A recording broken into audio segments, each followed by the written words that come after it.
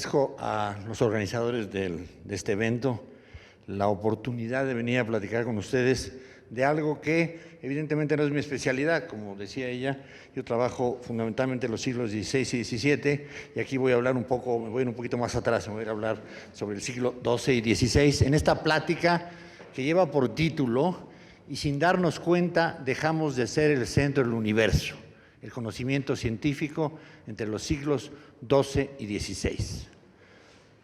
Pues empiezo. La llamada Alta Edad Media, que comprende desde el siglo V hasta el XI, se caracterizó en Occidente por asumir una actitud contraria a la búsqueda del conocimiento por el conocimiento mismo. En palabras de Agustín, San Agustín, debemos volvernos hacia nuestro interior, donde la verdad mora. Esta actitud llevó a renegar del conocimiento antiguo generado principalmente en el mundo griego, llegándose a extremos como el de Severiano en el siglo V y el monje Cosmas en el siglo VII, que plantearon como forma prototípica para el mundo al tabernáculo de Moisés, el lugar de culto de los itinerantes hebreos. ¿De dónde se sacaron esta idea? Se la sacaron de ¿por qué el tabernáculo es así? Pues debe de ser porque tiene algún significado y por lo tanto debe ser la estructura del mundo. Así, el monje Cosmas escribió un famoso texto llamado Topográfica Cristiana, en el que advertía que iba dirigido contra aquellos que, deseando profesar el cristianismo, piensan e imaginan, como los paganos, horror, que el cielo es esférico. En este negro periodo para Occidente, se pudo haber perdido toda la sabiduría que los paganos habían desarrollado desde el siglo V a.C. con Pitágoras hasta Ptolomeo en el siglo II después de Cristo, pasando por Tales de Mileto, Heráclito, Parménides, Demócrito, Platón, Aristóteles, Apolonio, Arquímedes y muchos más. Afortunadamente, en el mundo árabe esta cultura se preservó, comentó y amplió.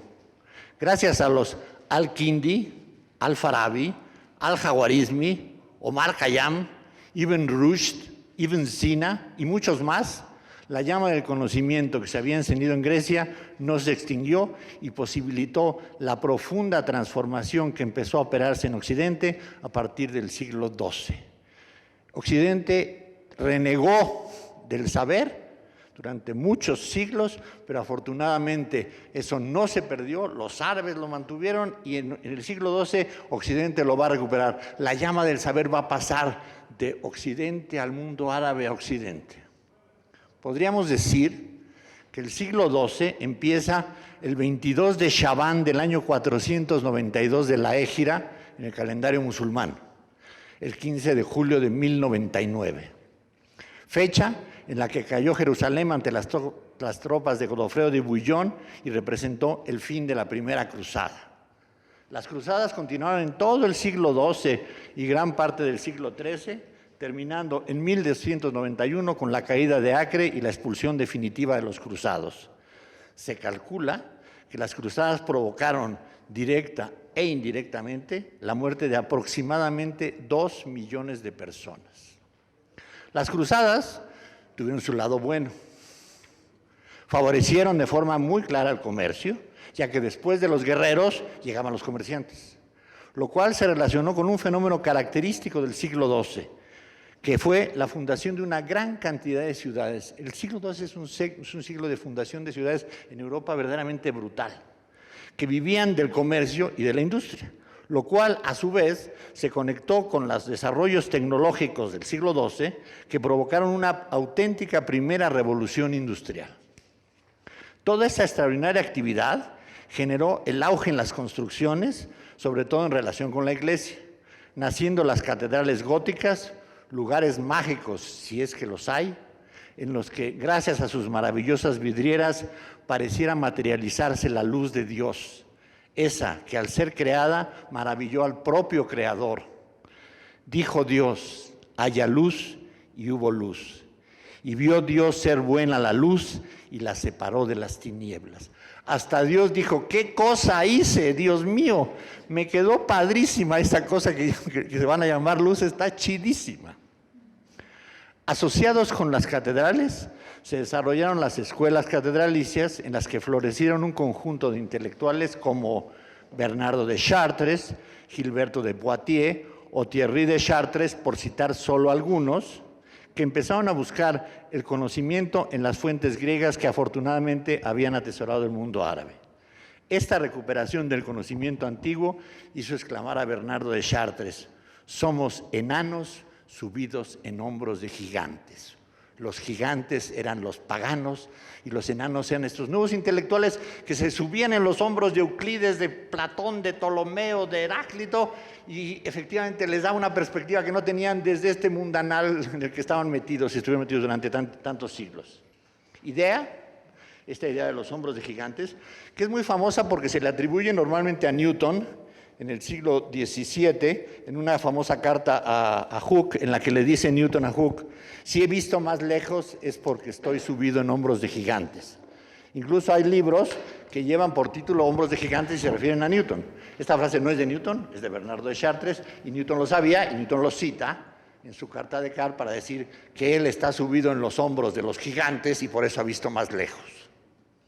Esta idea de los hombros de gigantes es una idea que incluso está plasmada en los vitrales de la puerta sur de la Catedral de Chartres, ese lugar fantástico que es la Catedral de Chartres, en la que, asignándole un sentido teológico a la máxima de Bernardo, se pueden observar 4 figuras que representan a Lucas en los hombros de Jeremías, Mateo en los de Isaías, Juan en los de Ezequiel y Marcos en los de Daniel. Es decir, los evangelistas en hombros de los profetas del Antiguo Testamento. En las escuelas catedralicias se enseñaban las 7 artes liberales, las cuales tienen su origen en la única manifestación cultural relevante de la Alta Edad Media, que es la Escuela Palatina de Aquisgrán, fundada por Carlomagno, y en la que Alcuino de York planteó la existencia de 7 formas de conocimiento, las artes liberales, divididas en 2 grupos: las que conforman el trivium, que son gramática, lógica y retórica, y las que conforman el quadrivium, que son aritmética, geometría, astronomía y música. Todavía en la segunda mitad del siglo XVII, cuando Newton estudió en Cambridge, en el Trinity College, se estudiaban las 7 artes liberales, el trivium y el quadrivium. En la fachada de la Catedral de Chartres se encuentran 7 estatuas de personajes que representan las artes liberales. Estos 7 personajes son unos paganazos tales como Cicerón, Aristóteles, Pitágoras, Euclides y Ptolomeo. Afortunadamente, para este momento ya se han dado cuenta que esos paganos eran muy paganos, pero ¿cómo sabían cosas? Las escuelas catedralicias son el antecedente de las universidades europeas que nacieron en el siglo XII, empezando por Bolonia y continuando con París, Oxford y Cambridge, está ya en el siglo XIII. Pero todo este interés por la cultura clásica, esta inquietud de una cantidad de gentes por la cultura clásica, hubiera sido absolutamente en vano de no haber aparecido paralelamente un fenómeno absolutamente único y sorprendente, que es la proliferación de traductores que llevaron del griego y sobre todo del árabe al latín los más relevantes textos de la antigüedad. Porque ¿de qué sirve que lleguen los textos en árabe o en latín si no los pueden leer? Lo que se necesita son traductores que lo lleven al latín, que es lo que los intelectuales pueden leer. De repente apareció este fenómeno de traductores. Aparecieron los traductores como de debajo de las plantas, tipos que se pusieron a aprender árabe para poder traducir a los griegos del árabe. Entre esos personajes hay unos con nombres fantásticos como Platón de Tívoli, Roberto de Chester, Germán de Corintia, Sabasorda, parece más un pirata que un traductor, ¿no? Juan de Sevilla, Abelardo de Bath y sobre todo el grandísimo traductor del medioevo que fue Gerardo de Cremona, los cuales pusieron al servicio de los nuevos intelectuales todo el saber griego. El mayor de todos estos traductores, Gerardo de Cremona, tradujo más de 70 títulos, entre los que se encontraban los elementos de Euclides, el Almagesto de Ptolomeo, gran parte de la obra de Aristóteles, entre la que se encontraba la física, la metafísica y el Tratado del Cielo, los diálogos de Platón, así como la obra de autores árabes como Ibn Rushd, en donde el mal oído de los occidentales lo llevó a ser Averroes, y Ibn Sina, que por alguna rara forma de escuchar se convirtió en Avicena, cuya obra, el Canon de Avicena, fue la obra médica fundamental durante el medioevo. Fue tan importante Avicena como el médico, como la obra médica para el medioevo, que hay un viejísimo dicho español que dice: mata más la cena que las curas de Avicena. ¿Sí? Entonces, Avicena el Canon de Avicena fue el texto médico para el medioevo.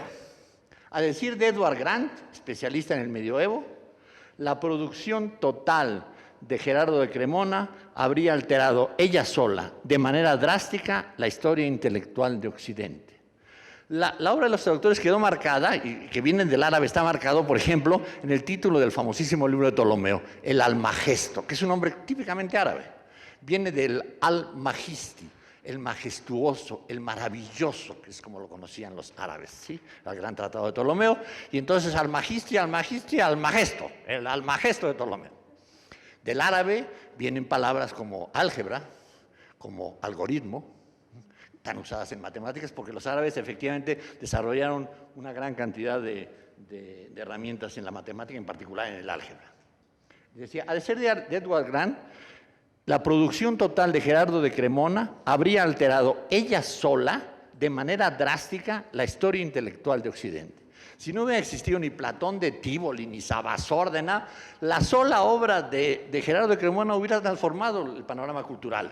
Pues sí, le puso ahí a la gente los elementos de Euclides, el Almagesto de Ptolomeo, la física de Aristóteles, el Tratado del Cielo de Aristóteles, la metafísica de Aristóteles, todo Platón, la obra de Avicena, la obra de Averroes, un caudal de conocimiento verdaderamente espectacular. El siglo XII es un siglo espectacular porque hay un renacimiento cultural verdaderamente extraordinario. La llama del conocimiento que Occidente había dejado de lado, la retoma en el siglo XII, y el mundo árabe, desafortunadamente, empieza una decadencia cultural notable. Las últimas grandes manifestaciones de la ciencia en el mundo árabe son en el siglo XIII, con la Escuela Astronómica de Maraga, y prácticamente después se va agotando. Pareciera ser como si fuera una velita que se va pasando, como si fuera carrera de obstáculos. Ya para el siglo XIII, el siglo del Papa Inocencio III, del nacimiento de las órdenes de los dominicos y de los franciscanos, de los perros de Dios, los dominicos, y de los precursores de los hippies, los franciscanos, así como del Santo Oficio, porque también el siglo XIII es el siglo del Santo Oficio. Occidente posee las herramientas intelectuales necesarias para provocar una profunda transformación de tipo cultural. En particular, será el siglo XIII el que entronice a Aristóteles como el filósofo. ¿Sí? El filósofo. Aristóteles es tan sorprendente, es tan maravilloso, que cuando lo descubren en el medioevo dicen: pero es que este cuate contesta todo lo que nos preguntamos. Nos preguntamos una cosa y ahí está la respuesta. Nos preguntamos otra cosa, ahí está la respuesta. Encontramos una cosa y decimos: ¿cuál será la pregunta a esa respuesta? Es espectacular, Aristóteles es espectacular. Incluso ustedes pueden hacer el experimento, consíganse todas las obras de Aristóteles y empiecen a preguntar y van a ver cómo les va a contestar a la gran cantidad de las cosas. A lo mejor la respuesta no les gusta, eso es otra cosa, pero de que contesta, contesta.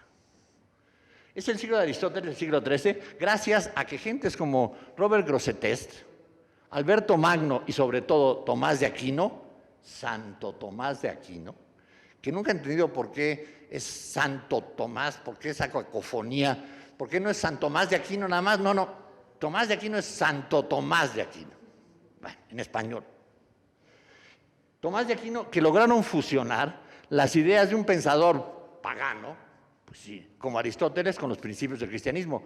Aristóteles efectivamente no era cristiano. Hubiera sido muy raro que fuera cristiano, porque todavía no había venido Cristo. Sí. Sería una cosa muy extraña, muy extraña, que hablaría seguramente de viajes en el tiempo o algo así. No, como no hubo viajes en el tiempo, Aristóteles no era cristiano. Pero los intelectuales como Tomás de Aquino dijeron: hijo, Aristóteles hay que recuperarlo y bueno, pues hay que cristianizarlo, ¿no? A ver cómo le hacemos para cristianizarlo. Efectivamente lo lograron construir un Aristóteles cristianizado, el cual gobernó el panorama intelectual europeo desde el siglo XIII hasta el siglo XVI. Y pedacitos del 17. El 17 es cuando ya es la caída de Aristóteles. El discurso aristotélico es un discurso totalizador que abarca prácticamente todas las formas del saber, desde las formas estrictamente filosóficas hasta lo que podríamos denominar como conocimiento científico, pasando por la política y el arte y prácticamente todos los rubros. En lo que al conocimiento científico se refiere, que es de lo que vine yo a platicar con ustedes hoy en día, la fisis y el tratado del cielo marcarán la pauta de lo que se acepta como verdadero o no en el ámbito de la descripción de la naturaleza. Sin pretender hacer un análisis exhaustivo de la amplísima y variadísima obra de Aristóteles, de manera muy simplificada podría decirse que la teoría de la fisis, según la cual las cosas se comportan como se comportan y son lo que son por su naturaleza, por su fisis, las cosas se comportan así porque eso son. Es como el famoso chiste de la rana y el escorpión, ¿sí? Que llega el escorpión y le dice a la rana, oye, ¿no me llevas al otro lado del lago? Y le dice la rana, no, porque me vas a picar. Dice, ¿cómo te voy a picar? Si te pico, te mueres y nos ahogamos los dos. Ah, no, pues sí, pues súbete. Y se sube el escorpión a la ranita, y ahí van, y cuando van a la mitad del lago, ¡chas!, el escorpión la pica. Y le dice a la rana, ¿por qué lo haces? Dice, está en mi naturaleza, ¿sí? Es su fisis. La teoría de la fisis de Aristóteles es un chiste o es una anécdota profundamente aristotélica. La teoría de la fisis lleva a una concepción del espacio en el cual existen lugares naturales a los cuales los cuerpos son transportados. Así, a decir de Aristóteles, arriba no es cualquier lugar, sino allí donde son llevados el fuego y la luz, lo mismo que no lo es abajo, el lugar hacia donde se ven trasladadas las cosas terrosas y con peso. Esta concepción le permite a Aristóteles plantear que el movimiento natural de la Tierra es hacia el centro del universo. De ahí su actual estado de reposo en el mismo, pero como el centro del universo y el centro de la Tierra son el mismo, entonces la Tierra estará en reposo situada en el centro del universo. El geocentrismo de Aristóteles, que cuadra tan adecuadamente con las tesis cristianas que hacen al hombre el elegido de la creación, será el enemigo a vencer en la revolución científica de los siglos XVI y XVII. En cuanto a la forma, para Aristóteles la Tierra es esférica, lo que representará para los intelectuales medievales desde el siglo XIII un extraordinario avance con respecto a las concepciones dominantes en la Alta Edad Media, que en lugar de pensar en esferas, pensaban en tabernáculos rectangulares, como formas predilectas para el mundo. Por cierto, la esfera aristotélica de la Tierra es, según sus propias palabras, no demasiado grande. Este hecho es claro, dado que, a decir de Aristóteles, ciertas estrellas visibles en Egipto no lo son en las regiones más septentrionales, lo cual solo se puede explicar si la esfera terrestre es pequeña, pues de lo contrario, un pequeño cambio de posición no tendría tan inmediatas consecuencias. Es una esfera chiquita. La concepción aristotélica que plantea la Tierra como una esfera no muy grande debe haber sido muy relevante en el siglo XV, cuando Cristóbal Colón planea viajar a las Indias dándole toda la vuelta a la esfera terrestre. Si Colón hubiera pensado que la esfera terrestre era enorme, pues no se va a las Indias por el otro lado, no lo va a lograr. Pero como Cristóbal Colón, como los intelectuales del siglo XV sabían de Aristóteles, esa idea de que Colón dijo la Tierra es esférica y todos dijeron, es plana, falso. Eso podían decir probablemente los reyes católicos, no lo dudo, ¿sí? A lo mejor los reyes católicos sí pensaban eso. Los gobernantes, ni en el siglo XV ni hoy en día, se caracterizan por una gran cultura.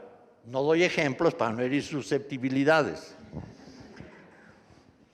Y que se enoje Fox, por ejemplo, ¿no?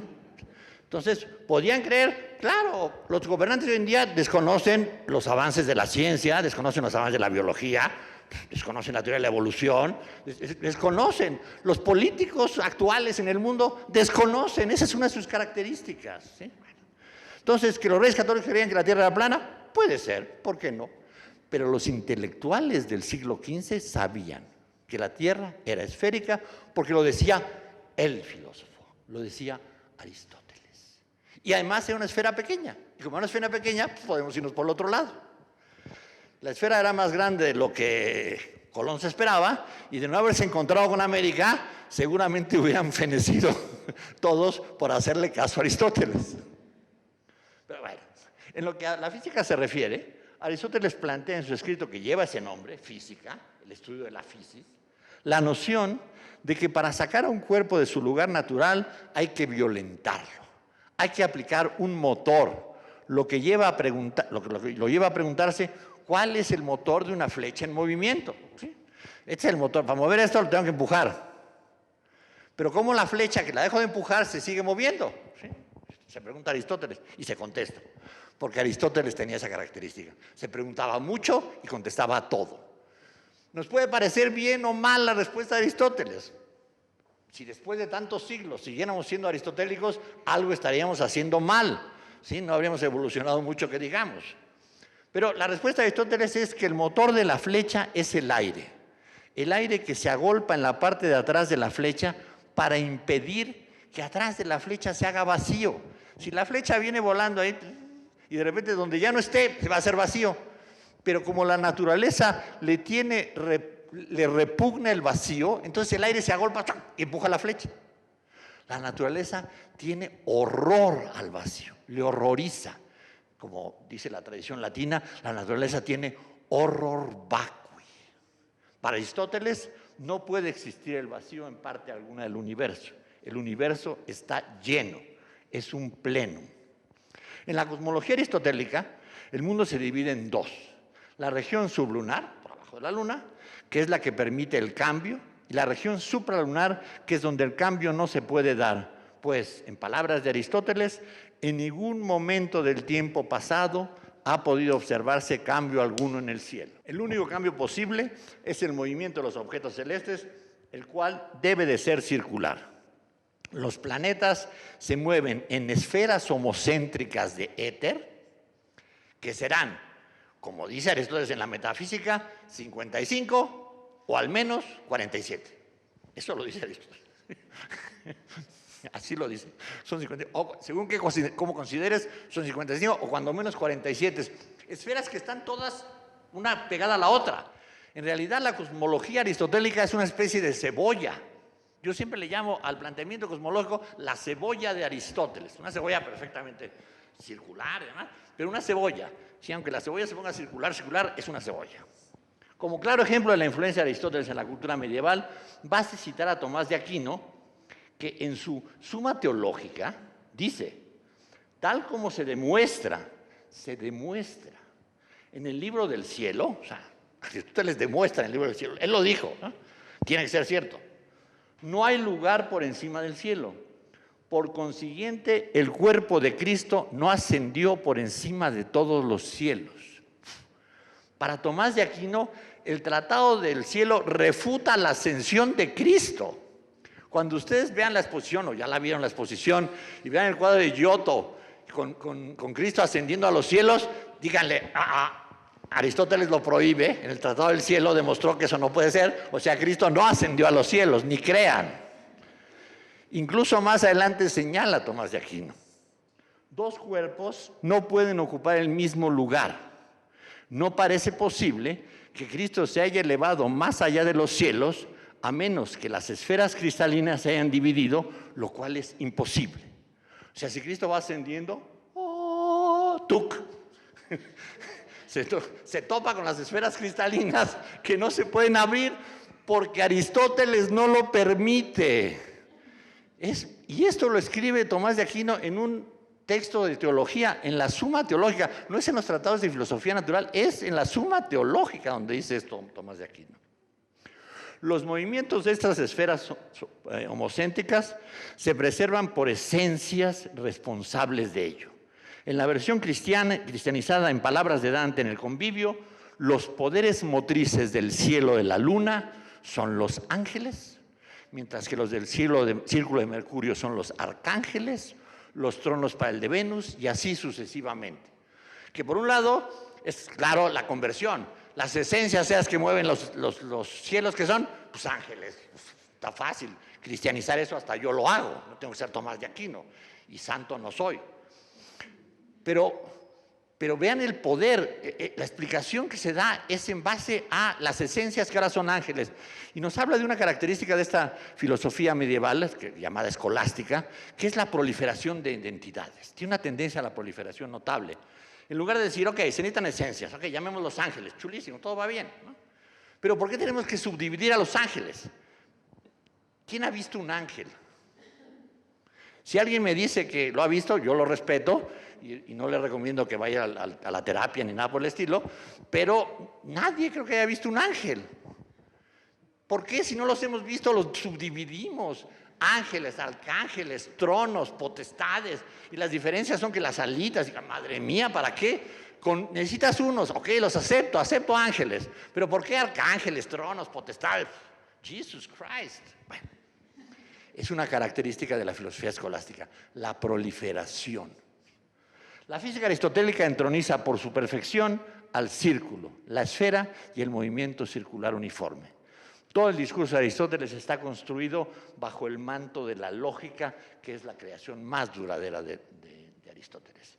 Esta poderosísima e implacable forma de pensamiento, que tiene su origen en Aristóteles, ha seguido desarrollándose hasta nuestros días. Ese es todavía un legado de Aristóteles en formas ya tremendamente sofisticadas. La lógica actual es una cosa espectacular, pero su origen está en los silogismos aristotélicos, ¿sí? En esa construcción que nos muestra cómo pensar el silogismo, ese que tiene tantas formas, con nombres tan bonitos como Bárbara, Celaren, Darí, Ferio, Cesare, Camestres, Festino, Barocco, Tarapti, Felaptin, Datisi, Bocardo y Ferizón, ¿sí? Que todos ustedes conocen porque todos han estudiado en sus cursos de lógica en la preparatoria, y a lo mejor no se los aprendieron como yo, a mí se me quedaron grabados por alguna extrañísima razón. Pero más allá del enorme influjo de Aristóteles sobre todos los ámbitos de la cultura medieval, en algunos de ellos, como en la astronomía, es necesario apelar a otros pensadores, porque efectivamente Aristóteles no nos permite construir una astronomía que sea cuantitativa, no es posible, ¿sí? La cebolla aristotélica sirve como marco conceptual, pero no sirve para hacer cálculos. Incluso a él, cuando se pone a hacer unos cálculos, como en la metafísica, pues dice, bueno, 55 o 47. Entonces, en la astronomía es necesario un autor diferente. Y en el caso de la astronomía es el Almagesto de Ptolomeo el que se convierte en el prototipo del saber. El prototipo del saber es Ptolomeo con su Almagesto. Para Ptolomeo, en sus propias palabras, el objeto que el astrónomo debe esforzarse por alcanzar es demostrar que todos los fenómenos del cielo se producen por movimientos circulares uniformes. Solo tales movimientos son apropiados a la naturaleza divina. Pero dado que es imposible hacer una descripción adecuada asignando un movimiento circular a cada planeta que gira en torno a la Tierra, ¿sí? Si uno pone solamente un circulito para cada planeta, pues no describes absolutamente nada, porque, por ejemplo, hay un fenómeno astronómico que se llama la retrogradación, que es que el planeta viene aquí y de repente aparece para atrás, ¿sí? Los planetas retrogradan. Entonces, un círculo solo no sirve para describir las órbitas planetarias. Ptolomeo, dándose cuenta de esto, construye un conjunto de mecanismos cosmológicos tales como los epiciclos y deferentes, las excéntricas y el ecuante. Para los fines de esta plática, baste decir que la idea central de Ptolomeo es que si no es posible asignar un círculo a cada planeta, la forma de resolver el problema es a través de la combinación de círculos. Los círculos son los perfectos. No es un círculo, más círculos. Círculos en círculos en círculos en círculos en círculos. Así, el círculo principal, al cual llama deferente, se le monta un conjunto de círculos llamados epiciclos, que pueden ser varios, ¿sí? De tal manera que con esas combinaciones puedas describir las observaciones. Por ejemplo, un par de círculos, ¿sí? Con todo y esto es muy difícil de manotear, pero con un par de círculos, tengo aquí el deferente, tengo un epiciclo que está girando en este y la trayectoria que se va a generar va a ser un loop, ¿sí?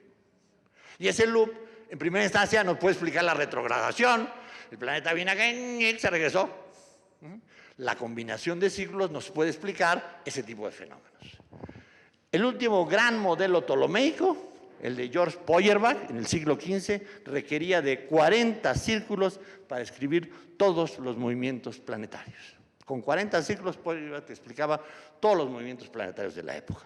El Almagesto, desde el siglo II, permitió una descripción completa, detallada y cuantitativa de todos los movimientos de los cuerpos celestes que giran en torno a la Tierra en base a círculos y movimiento circulares uniformes. Esos son los grandes prejuicios: la perfección del círculo, la esfera y el movimiento circular uniforme.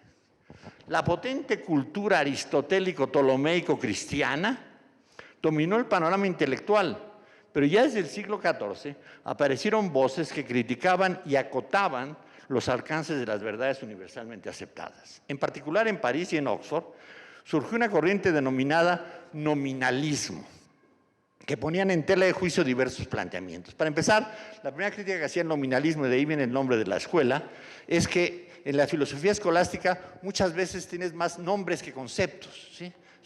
Hay una proliferación de nombres innecesarios.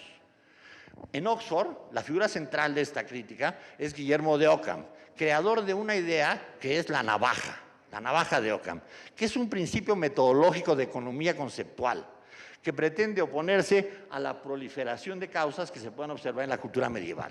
Hay que usar una navaja lo suficientemente fina para quitar todo lo innecesario, limpiar ahí y me queda solamente lo necesario. Es un poco la idea. Sherlock Holmes, ¿sí?, es un seguidor de Guillermo de Ockham. Sherlock Holmes dice: cuando quitas todo lo imposible, lo que queda es necesariamente la verdad, ¿sí? Sherlock Holmes es un seguidor de Ockham. El método de Sherlock Holmes es el método de la navaja de Ockham. Por eso, en una novela como El nombre de la rosa, o película, si ven la novela pueden haber visto la película, el personaje Guillermo de Baskerville, que está absolutamente basado en el personaje de Guillermo de Ockham, tiene esa actuación tipo Sherlock Holmes, ¿sí?, para investigar el crimen. A ver, déjense todas esas tonterías para explicar, es un muerto y esta es la evidencia. Si la navaja de Ockham la hubieran usado para resolver el crimen de Colosio, no llevaríamos 25 años diciendo: ¿y quién lo habrá mandado matar? Pero como usaron la antinavaja de Ockham y cada día había más y más y más evidencia y más causas y más cosas, pues lo que haces es contaminas todo y no encuentras absolutamente nada. En criminalística, la navaja de Ockham es fundamental y en la ciencia es fundamental. Igualmente, en el Merton College de Oxford florecieron 3 personajes que son muy desconocidos en la historia de la ciencia. Casi nadie habla de ellos. Van a ser de los pocos seres humanos que conocen de ellos. Ustedes y mis alumnos son los únicos que saben de ellos. Que se llamaban Swinnes Heath, Bradwardine y Heytesbury. ¿Habían oído hablar de alguien de ellos? Nadie. Que realizaron conceptualizaciones acerca del movimiento uniforme, el movimiento uniformemente acelerado, y llegaron incluso a teorizar en torno al concepto de velocidad instantánea. Siglo XIV, que fue un concepto fundamental en la física del siglo XVII. Al mismo tiempo, en París, Jean Buridan, en sus cuestiones sobre los 8 libros de la física de Aristóteles, difiere de la explicación dada por Aristóteles para el movimiento de la flecha. Y en su lugar plantea que a cualquier movimiento, a cualquier móvil que se lance, se le imprime algo que constituye la fuerza motriz. Cuando lanzo la flecha, las flechas no se lanzan así, pero no puedo disparar con esto en la mano, entonces tengo que lanzar así las flechas, así son mucho menos agresivas, ¿no? No creo que nadie se haya muerto de un flechazo, así, toma un flechazo. Le imprimo algo a ese movimiento. Eso que le imprimo, dice, eso que se le imprime es lo que él llamó ímpetus, que es un clarísimo antecedente del concepto de cantidad de movimiento del que hablarán Descartes y Newton en el siglo XVII. Tan es un antecedente de esto, y no tengo la menor duda que Descartes había leído a Buridan. El concepto, si uno lee los 8 libros, bueno, anda buscando ahí en este texto de Buridan, encuentra que este ímpetus tiene que ver con la corporeidad de la flecha, lo que de manera muy anacrónica diríamos masa, y la rapidez de la flecha. Es decir, modernizándolo sería la masa por la velocidad, que es la definición de cantidad de movimiento. Además, a decir de Buridan, puesto que la Biblia no afirma que inteligencias angélicas adecuadas mueven los cuerpos celestes, efectivamente en la Biblia no se dice nada de eso, eso es de Aristóteles, The Bible number 2. También podría decirse que no parece necesario introducir inteligencias de ese tipo. Dios, al crear el mundo, asignó al movimiento a cada una de las orbes celestes y les imprimió un ímpetus para no tener que ocuparse más de ellos. La conservación del ímpetus, la conservación de la cantidad de movimiento. Siglo XIV. Fantástico. El discípulo de Buridan, Nicolás Oresme, utilizando la metáfora de un barco, concluyó que el movimiento local solo puede ser percibido cuando un cuerpo altera su posición respecto a otro. Por lo que, si de las dos partes del universo, la superior o celestial gozara hoy de movimiento, como es el caso, mientras que la inferior o terrestre permaneciera en reposo, y si mañana se invirtiera la situación, si un día llegara Dios y en la noche dijera, a ver, voy a cambiar todo, ¿sí? A ver si se dan cuenta estos güeyes. Perdón, estos humanos. Y si mañana se invirtiera la situación y la parte inferior gozara de movimiento, mientras que la otra, el cielo, careciera de él, seríamos incapaces de percibir en lo más mínimo tal mutación.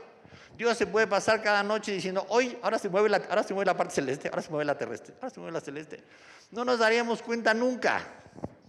En uno y otro caso tendríamos la sensación de que permanece en reposo la parte en que estamos situados, de forma totalmente idéntica a lo que sucede a un hombre al borde de una nave que cree ver un movimiento de los árboles situados en la orilla. Es como el famoso chiste de los locos. Van dos locos en un tren y uno le dice al otro, ¿ya viste qué rápido que van los postes? Yo lo de contestar, sí, a la vuelta me regreso en poste. Efectivamente, eran locos pero buenos observadores. Oresme planteó con absoluta claridad el principio de relatividad del movimiento que hoy, no sin razón, le asignamos a Galileo. Oresme no plantea que la Tierra se mueve, ojo, plantea que en principio no habría un problema lógico si se moviera. En el fondo, Oresme y Buridan son aristotélicos no ortodoxos. Son aristotélicos en el mejor sentido, en el sentido de la lógica. Y llegamos al siglo XV, un tiempo lleno de cambios. Marx, en el Capital, ubica en el último tercio de este siglo el proceso de la acumulación originaria con la que se inicia el proceso capitalista. Efectivamente, para que haya un proceso capitalista tiene que haber acumulación originaria de capital, y Marx lo ubica precisamente en el último tercio del siglo XV. En 1453, por cierto, si alguien va a leer el Capital, léanse este es el único capítulo legible más o menos para legos, para gente que no está interesada en economía, lean la acumulación originaria, que es una bonita historia de cómo las huestes feudales sacaron a los pobres campesinos, es de aventura, ¿sí? El resto del Capital es muy aburrido, es muy interesante, es muy importante, pero es muy aburrido, ¿sí? Bueno, pero este es muy divertido. En 1453 cae Constantinopla. El cañón del sultán otomano Mehmed el Conquistador derrumba los muros de la ciudad. Es el fin del Imperio Romano de Oriente. En 1454, todo esto pasó en el siglo XV, Gutenberg imprime con su imprenta de tipos móviles en Maguncia la Biblia, con lo que se inicia una nueva era en la comunicación de las ideas. Para 1480 en Europa había 3 ciudades con imprenta y para 1500 serían más de 300. En 1492, Cristóbal Colón descubre América. Como les decía, para su fortuna, porque como la esfera terrestre era mayor de lo que él se creía, pues de repente se topó con América. Deberíamos de cambiar los términos y en lugar de descubrimiento de América o encuentro de dos mundos o quién sabe cuántas cosas, debe decir el topamiento de América. Colón se topó con América. ¡Pum! Pum, dijo, menos mal porque nos íbamos a morir, si no, imagínense lo que le faltaba para las Indias. El descubrimiento de América fue algo que marcó notablemente a los europeos porque aparecieron territorios desconocidos que ensancharon el mundo. Los mapas de Ptolomeo aparte de ser cosmólogo era cartógrafo y los mapas de Ptolomeo eran muy famosos en el medioevo. De repente los mapas de Ptolomeo eran así como, ay sí, este güey le atina al cosmos, pero no sabe cómo está la Tierra, le faltó la mitad. en los mapas. ¿Y por qué le vamos a hacer caso en el cielo? Si en la Tierra le falla, le vamos a hacer caso en el cosmos? Además, estos territorios están habitados. Hay tipitos en esos lugares, hay gente ahí que tendrán o no alma, eso ya es otro problema, ¿no? Ese ya es un conflicto ulterior, pero hay tipitos ahí muy raros. No digo nada. Por último, vean qué contrición. En el siglo XV empieza el Renacimiento, un fenómeno cultural que implica un cambio brutal en la forma de ver el mundo. Su mejor materialización es en el arte, como podemos comprobar con la muestra responsable de que hoy nos encontremos aquí reunidos. Muestra que, por cierto, espero que ya la hayan visto, si no la han visto, vayan a ver, es absolutamente fantástica. El Renacimiento no se circunscribe al siglo XV, sino que se extiende al XVI, siglo en el que las transformaciones se siguen dando de manera vertiginosa. En 1517, Lutero clava sus 95 tesis en la puerta de la iglesia del castillo de Wittenberg, largo el título, ¿sí? La puerta de la iglesia del castillo de Wittenberg, y para 1520 quema la bula papal de excomunión. En opinión de Atkinson, un especialista, si se puede poner fecha a la reforma, esa fecha ha de ser el 10 de diciembre de 1520. Si se pueden fechar las eras, nuestra era moderna comenzó a las 9 de esa mañana. Los siglos XV y XVI representan un cambio profundo en la economía, con el advenimiento del modelo capitalista, en la política, con el fin del Imperio Romano de Oriente, en la geografía, con el descubrimiento de América, en la difusión de la cultura, con la invención de la imprenta, en el arte, con el Renacimiento, en la religión, con la Reforma Protestante. Para donde se quiera, por donde lo queramos ver, por donde le entremos, todo está cambiando, está naciendo la modernidad. Pero ¿qué ha pasado con el conocimiento científico? ¿Se preservará la cultura aristotélica ptolomeica cristiana? No se pierdan el siguiente capítulo, que empieza inmediatamente después de este, y les aseguro que la respuesta a esta pregunta es un contundente no.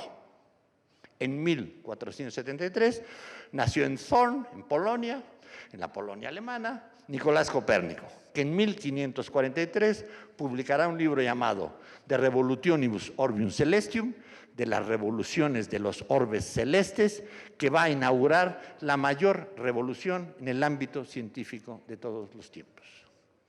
En ese mismo año, antes de pasar al Revolutionibus, también apareció un libro fundamental en la historia de la ciencia, que es el de Humani Corporis Fabrica, de Vesalio, que es el tratado de anatomía que moderniza la anatomía, ¿sí? El tratado de Vesalio, que además tiene unas litografías absolutamente fantásticas, bellísimas, es un libro bellísimo, pero es un libro importantísimo por lo que Vesalio dice con respecto a inaugura una nueva época en el estudio del cuerpo.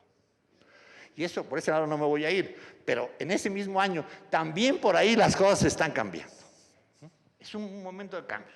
En el de Revolutionibus, Copérnico plantea: el Sol está ubicado en el centro del universo. ¡Pau! La Tierra es un planeta aquí alrededor del Sol. ¡Pau! Dado que el círculo es la forma perfecta, ¡piu! Los planetas se mueven en trayectorias que son el producto de una combinación de círculos. El modelo Copérnico requería de 48 círculos, 8 círculos más que el modelo de Pojorov. En un sentido metodológico, Copérnico es prácticamente equivalente a Ptolomeo, llegando incluso a requerir 8 círculos más que el último modelo ptolomeico. Y digo prácticamente porque sí hay una diferencia. Pues Copérnico no requirió de un mecanismo cosmológico utilizado por Ptolomeo, el ecuante, que era el que le permitía al modelo geocéntrico ufanarse de mantener la velocidad circular uniforme. Ese no apareció, y ese va a tener una importancia grande porque un personaje del que hablaré después, Erasmo Reinhold, le pareció la neta que no hubiera cuantes. Eso le pareció, está chulísimo porque no tiene cuantes. Bueno, pero ya hablaremos de eso. Literalmente, el planteamiento heliocéntrico de Copérnico desplazó al hombre del centro del universo. Y por eso el nombre de la plática. ¿Sí? Ustedes se preguntan, ¿por qué se llama así la plática? Porque dice, y sin darnos cuenta dejamos de ser el centro del universo. Pues porque Copérnico efectivamente nos desplazó, en la obra de Copérnico nos desplazó al hombre del centro del universo. Nos convertimos en criaturas que vagan por el espacio, girando en torno al Sol, al igual que el resto de los planetas. somos un planeta más ahí dando vueltas alrededor del Sol. Curiosamente, la Iglesia Católica no se percató inmediatamente del carácter revolucionario del planteamiento, ¿sí?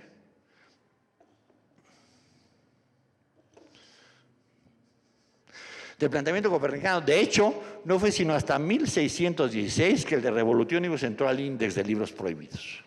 A diferencia de la Iglesia Católica, Lutero, que antes de que apareciera el de Revolutionibus sabía del trabajo de Copérnico por un tratado previo llamado el Commentariolus, condenó desde 1539 el heliocentrismo, al señalar: algunos han prestado atención a un astrólogo advenedizo que se esfuerza en demostrar que es la Tierra quien gira y no el cielo o firmamento, el Sol y la Luna. Este loco anhela trastocar por completo la ciencia de la astronomía, pero las Sagradas Escrituras nos enseñan, Josué 10:13, que Josué ordenó al Sol y no a la Tierra que se detuviera. Lutero se percató inmediatamente de la radicalidad del planteamiento heliocéntrico y de las consecuencias que traía su aceptación, ya que incluso contradecía las Escrituras, pues como se señala en ellas, al narrar la batalla de los hebreos contra los amorreos, así se llamaban, no es una enfermedad, habló Josué a Yahvé y a la vista de Israel dijo: Sol, detente sobre Gabaón, y tú, luna, sobre el valle de Ayalón. Y el sol se detuvo y se paró la luna, hasta que la gente se hubo vengado de sus enemigos. Eso dice la Biblia. El no muy piadoso milagro de Josué, pues finalmente Josué detiene el sol en su marcha para poder exterminar a sus enemigos, va a ser, incluso en el siglo XVII, un argumento muy socorrido en contra del copernicanismo. De hecho, va a ser la explicación que Galileo da del milagro de Josué uno de los elementos principales en la primera confrontación que tendrá Galileo con la Inquisición. No en el momento de la abjuración, sino en la primera confrontación que tuvo. Cuando, gracias a Galileo, el de Revolutionibus entra al índice de libros prohibidos. Cuando Galileo se esfuerza en demostrarles: vean qué peligroso es esto, vean qué peligroso es esto, vean qué peligroso es esto. Efectivamente, tiene razón, es peligroso y ya no puedes decir nada. Curiosamente, aunque es en el ámbito protestante donde se rechazan tajantemente las ideas heliocéntricas, va a ser en este ámbito en el que en la segunda mitad del siglo XVI el copernicanismo alcanzará la coherencia astronómica de la que no gozaba en el planteamiento original. Para ser sincero con ustedes, vienen a verme, a oírme, tengo que ser sincero. Sin quitarle un ápice de importancia a Copérnico por haber sido la persona que dijo lo que había que decir, en el momento que había que decirlo, en el ámbito en que debería ser dicho, con lo cual provocó una profunda revolución. Con todo eso, también es cierto que Copérnico no era un gran astrónomo. Era un astrónomo amateur que produjo un texto que debía de ser corregido para competir con éxito contra la astronomía ptolomeica. Esta mejora fue realizada por los astrónomos protestantes, los astrónomos del ámbito protestante, que aprovecharon el controvertido prefacio sin nombre del de Revolutionibus, que no sabemos si Copérnico lo conocía o no, porque la historia del Revolutionibus es brutal. El libro aparece y se lo mandan a Copérnico ya está enfermo, ya está en cama, y según dicen algunos, lo vio y se murió. Otros dicen que, bueno, a lo mejor no se murió en ese momento, pero se murió al ratito. Algunos dicen, se murió por culpa del prefacio. Hay todo tipo de cosas, pero el hecho es de que se murió exactamente al poquito tiempo de aparecer el texto, y parece que apenas lo pudo ver. ¿Quién sabe si lo haya entendido? Porque tenía un derrame cerebral. Entonces, a lo mejor lo vio y dijo, ¿so what? Bueno, quién sabe. El hecho es de que este prefacio, sin nombre, en el que el editor Andreas Osiander, un pastor luterano, señaló que en astronomía no es necesario que las hipótesis sean verdaderas, sino que basta con que sean adecuadas para hacer cálculos. Acogiéndose a esta idea, no tiene que ser verdadero, pero sirve para hacer cálculos, chido. Acogiéndose a esta idea, en la Universidad de Wittenberg, centro neural de la cultura protestante, los astrónomos empezaron a trabajar el modelo de Copérnico sin preocuparse por el milagro de Josué, dado que las hipótesis de que el Sol está en el centro del universo y que la Tierra es un planeta que gira en torno al Sol no son ciertas, sino que simplemente asumirlas permite hacer cálculos que curiosamente cada vez resultan mejores, pero no son ciertas. El primer gran triunfo del copernicanismo se debió a Erasmo Reinhold, el astrónomo que les decía que le pareció padrísimo que no usara guantes. astrónomo de la Universidad de Wittenberg, que en 1551 publicó un nuevo y muy completo conjunto de tablas astronómicas, que vino a hacer que se abandonaran las tablas astronómicas que se utilizaban, que eran las tablas alfonsinas, que eran muy antiguas. Publicó sus tablas astronómicas, que llevaban el nombre de tablas prusianas o tablas pruténicas también, calculadas de acuerdo con el modelo copernicano. De hecho, a las tablas de Reinhold mucha gente las llamaba las calculatio copernicana. Se sabía que había, utilizando las ideas del heliocentrismo, que había hecho sus tablas. Reinhold nunca se declaró heliocentrista, pero con sus tablas mostró la utilidad práctica de utilizar los planteamientos copernicanos. Las tablas prusianas de Reinhold fueron las que utilizó el mayor astrónomo de la cristiandad católica, el padre Clavius, en la elaboración del calendario gregoriano que vino a sustituir al calendario juliano. El calendario gregoriano, que es el que utilizamos hasta nuestros días, fue promulgado por el Papa Gregorio XIII en 1582, utilizando los cálculos de Erasmo Reinhold basados en las ideas de Copérnico. El jueves 4 de octubre de 1582 fue seguido por el 15 de octubre. Así se fue el ajuste. Siempre mi duda ha sido si les habrán pagado esa quincena. No. Creo que los sindicatos de la época dijeron, sí, nos lo tienen que pagar esa quincena. El que se haya levantado y diga, ay, estoy tan cansado, 11 días durmió. Gracias al calendario gregoriano, el año empieza el 1 de enero. Hasta el calendario juliano, el año empezaba el 24 de marzo, pero a partir del calendario gregoriano se fijó que el año empezaba el 1 de enero, lo cual está bien, ¿no? 24 de marzo. Bueno, estaríamos a punto de celebrar Año Nuevo, ¿no? ¿O acaba de pasar? ¿A qué estamos ahora? Acaba de pasar el Año Nuevo. Feliz Año Nuevo a todos ustedes en el calendario juliano. En Inglaterra, el calendario gregoriano no se utilizó hasta el siglo XVIII. Esa fue la razón por la cual, afortunadamente para la historia de la ciencia y para él, Newton nació en la Navidad. Newton nació en la Navidad de 1642 porque Inglaterra utilizaba el calendario juliano. Si Inglaterra hubiera utilizado el calendario gregoriano, pues Newton hubiera nacido en enero de 1643. Y ustedes dirán, ¿eso qué importa? ¿Qué importa? Que Newton, al nacer en la natividad del Señor, el día del nacimiento de Jesús, se consideró, y yo creo que tenía casi razón, un elegido. Incluso la gente lo veía como un elegido porque había nacido el día de Navidad. Aguas, ¿no? Bueno. Entonces, eso fue una ventaja para Newton, que Inglaterra no lo aceptara hasta el siglo XVIII. En la Rusia de los zares, el calendario juliano se siguió utilizando incluso en la época de la Revolución Rusa. Es por eso que la Revolución de Octubre se conmemora en noviembre. Ustedes verán en los noticiarios. Hoy se conmemora la Revolución de Octubre. Estamos en noviembre. A lo mejor por eso fracasó la revolución, por ahí empezaron las cosas mal, ¿no? A diferencia, los países no católicos veían en el calendario gregoriano una conjura papista, un complot.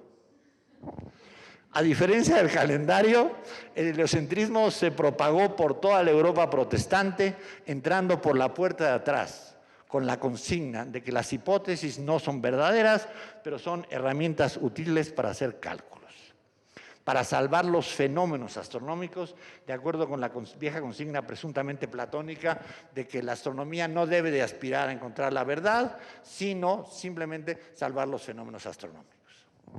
En el mundo intelectual protestante florecieron astrónomos que enseñaron y desarrollaron la astronomía heliocéntrica.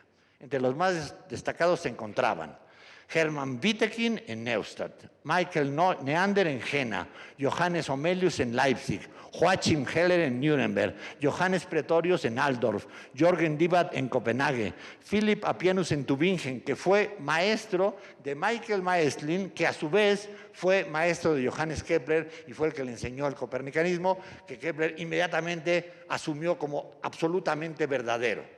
A Kepler, Maestlin le enseñó que mira, que es un modelo, que no sé cuánto. Él dijo, no, a mí mis timbres, eso es verdadero. Se convirtió al copernicanismo Kepler. El punto más alto de esta tradición astronómica fue Tycho Brahe en Dinamarca, que sin ser copernicano, revolucionó la astronomía llevándola a unos niveles de precisión extraordinarios.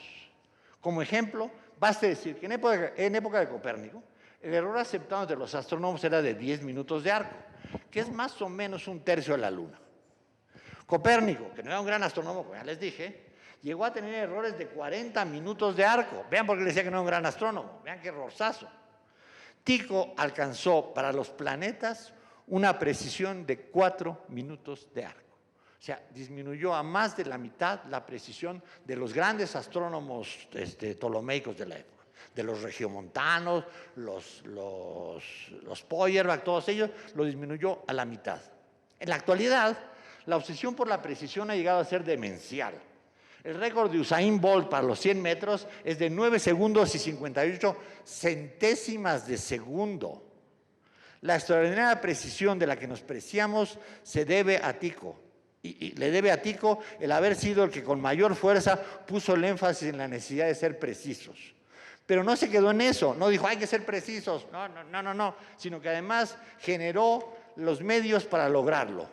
Aparatos grandes, ¿sí? Era astronomía pretelescópica, aparatos grandes, por ejemplo, un sextante con unos brazos enormes, en lugar de un sextante que fuera como un compás para agarrar posiciones estelares, ¿no? ¿Sí?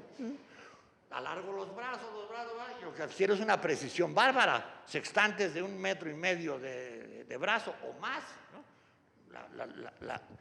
The peak is beautiful, diría Tycho. Observaciones sistemáticas, no solamente como hacían la mayoría de los astrónomos, observamos cuando las posiciones son favorables, ¿no? Cuando todo está chido, observamos, cuando no, no observamos. No, él observaba cuando estaba chido y cuando no estaba chido, observaciones sistemáticas e incluso construcciones en profundidad para hacer más estables el equipo. Hacía que entraran en el suelo, que tiraran hasta llegar a lugares que fueran tan sólidos para que el equipo no vibrara. Lo que hizo Tycho en metodología fue fantástico. Sus ideas metodológicas representan un hito en el mundo del conocimiento.